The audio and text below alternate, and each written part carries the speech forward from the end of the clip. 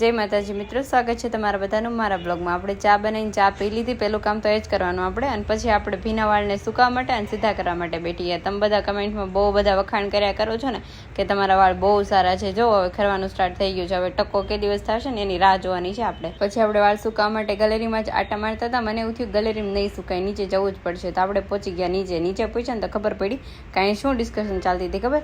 અમારે છે ને છોકરીઓને મેરેજની સિઝન આવે ને એટલે પહેલાં તો અમને ચોલીની ઉપાધિ હતી, એ ચોલીની ડિસ્કશન ચાલતી હતી। એ પછી આપણે માસી જોડે સબ્જી લેવા પહોંચી ગયા, સબ્જી લઈને આવી ગયા ને પછી તડકે બેઠી ગયા। જો આ કેટલું મસ્ત સુકૂનથી સૂતું, મને શાંતિ નથી, મેં એને પણ ઉઠાડી દીધું। હું ના સૂતી કોઈ નહીં સુવા દો યાર, મને બી સવારે બધા ઉઠાડી દે છે। ઇવનિંગ વ્યૂ એન્જોય કરતા કરતા થોડુંક ચાલ્યું ને પછી આપણે આવી ગયા ઘરે આવીને પહેલું કામ તો મેં બધું એ જ કર્યું કે સબ્જી ચોપિંગ કરી નાખી, કેમ કે વચ્ચે વચ્ચે ચોપિંગ કરવા બેઠવાનું ના ગમે મને, એક સાથે બધું કરી લઈને પછી આળસ ના ચડે। અને જ્યારે હું આ પુલાવ બનાવવાનું સ્ટાર્ટ કરું ત્યારે આ જે ગ્રીન બધું દેખાતું હોય ને એ મને જો એટલું ગમે, સુકૂન મળે એ જોવામાં, એટલે તો મને કુકિંગ કરવી કઈ બહુ ગમે। પછી મેં દહીંના રાયતા માટે પણ ચોપિંગ સ્ટાર્ટ કરી દીધું, પુલાવ જોડે તો એ ખાવાની એટલી મજા આવે, મને તો ગાઈસીસ બહુ ગમે। તમને ગમે કે નહીં કમેન્ટ કરીને કહેજો મને। જો ગાઈસીસ કેટલું મસ્ત લાગે છે મારું રાયતું। હું લીલા ધાણા નાખતા ભૂલી ગઈ હતી, ભાભી યાદ ચડે ને પાછા એને મિક્સ કરી દીધા, મને હસવા આવતું હતું કેમ કે હું ભૂલી ગઈ હતી। ગાઈસીસ પુલાવ બની જાય એટલે પેલું કામ તો આપણું એ જ હોય કે બહુ બધા લીલા ધાણા નાખી દેવાના, મસ્ત લાગે, એકદમ લુક સરસ આવી જાય પુલાવનું। કુકિંગ કરીને અમે આવી ગયા થોડીક વાર આરામ કરવા માટે, પણ ભાભીને તો જો હજી તો જેમું નથી, ત્યાં એમણે તો બ્લેન્કેટ ઓઢી લીધું। ગાઈસીસ જમવાનું તૈયાર થાય ને એટલે આપણે તો આપણી ડિશ તૈયાર કરીને બેઠી જવાનું, અને સ્પેશિયલ ભેગી છાશ લઈને તો બેઠવાનું, છાશ વગર તો મને જમવાનું છે ને ગળેથી ઉતરે પણ નહીં। જમીન પછી હું તો પ્લેટફોર્મ પર ચડીને બેઠી ગઈ હતી, ભાભી વાસણ કરતા હતા, હું એમને હેરાન કરતી હતી ને બહુ બધી પંચાયત કરતી હતી। જમીન પછી હું ભાભી આવી ગયા ચાલવા માટે, અને મારે તો વેઇટ ગેઇન કરવાનું છે ને, હું ચાલું છું રોજ રોજ, ખબર નથી પડતી કે મારે પતલું થવું છે કે જાડું થવું છે। ઘરે આવીને મેં ભાભીના હાથમાં મહેંદી કરી દીધી, હું મહેંદી કરી દઉં છું, ત્યાં તમે મને બધા ફોલો કરી લો। મળીએ નવા બ્લોગમાં નવી મોજ મસ્તી સાથે, બાય બાય।